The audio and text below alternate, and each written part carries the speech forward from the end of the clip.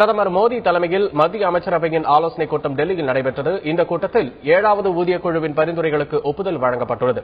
இதுகுறித்த நேரடி தகவல்களை தருகிறார் எமது டெல்லி சிறப்பு செய்தியாளர் சலீம். சலீம், வணக்கம். நீங்க சொல்லுங்க, இப்ப மத்திய அமைச்சரவை கூட்டம் நடந்தது பற்றி சொல்லுங்க. அதாவது எப்படி சென்சஸ் 10 வருஷத்துக்கு ஒரு முறை எடுக்கிறாங்களோ மக்கள் தொகை கணக்கெடுப்பு, அதே போல ஊதிய கமிஷன் என்ன பண்ணுவாங்க, சுமார் 10 வருஷத்துக்கு ஒரு முறை அமைச்சிருவாங்க. ஏன் அமைக்கிறாங்க? மத்திய அரசு ஊழியர்களுக்கு சம்பள உயர்வு எவ்வளவு கொடுக்கலாம் அப்படின்னு சொல்லிட்டு அந்த ஊதிய கமிஷன் முடிவு பண்ணுவாங்க. 6 ஊதிய கமிஷன் ஏற்கனவே அமைச்சு அமல் பண்ணிட்டாங்க. இது 7வது ஊதிய கமிஷன். 7வது ஊதிய கமிஷன் ஏற்கனவே அவங்களோட அறிக்கையை தாக்கல் பண்ணிட்டாங்க.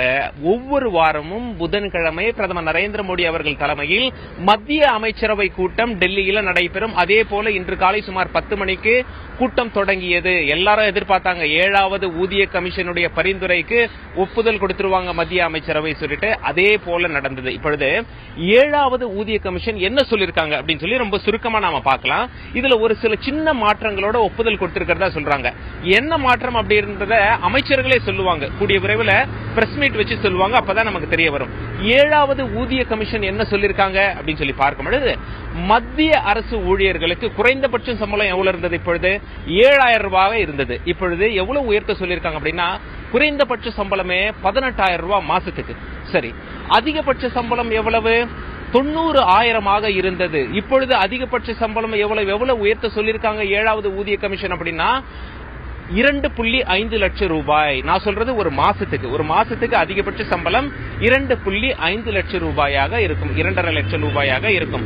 எத்தனை பேர் பலனடைவாங்க? அதாவது எல்லாருக்குமே எவ்வளவு இன்கிரிமெண்ட் கொடுத்திருக்காங்க, எத்தனை சதவிகிதம் கொடுத்திருக்காங்க அப்படின்னு சொல்லி நம்ம பார்த்தோம்னா, 7வது ஊதிய குழு என்ன சொல்றாங்க, 23.5% இன்கிரிமெண்ட் சம்பள உயர்வு கொடுங்க அப்படின்னு சொல்லியிருக்காங்க.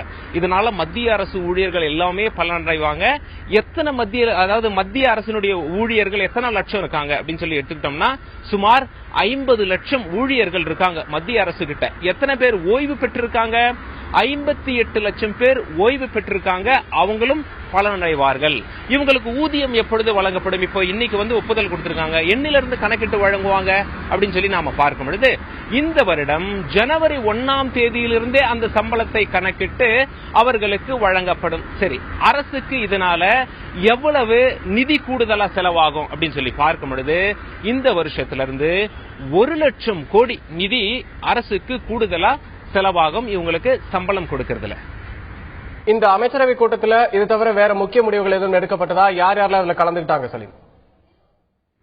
அமைச்சரவை கூட்டத்தில் பல முடிவுகள் எடுக்கப்பட்டிருக்கு. அதுல இந்த பே கமிஷன் முடிவு ரொம்ப முக்கிய முடிவாக இருக்கு. ஏன் அப்படின்னா 10 வருஷத்துக்கு ஒரு முறை இந்த மாதிரியான முடிவுகள் எடுக்கப்படும், அமல்படுத்தப்படும். அந்த வகையில பே கமிஷன் முடிவு ரொம்ப முக்கியமான முடிவாக பார்க்கப்படுகிறது. வேறு சில முடிவுகளும் எடுத்திருக்காங்க அப்படின்னு சொல்றாங்க.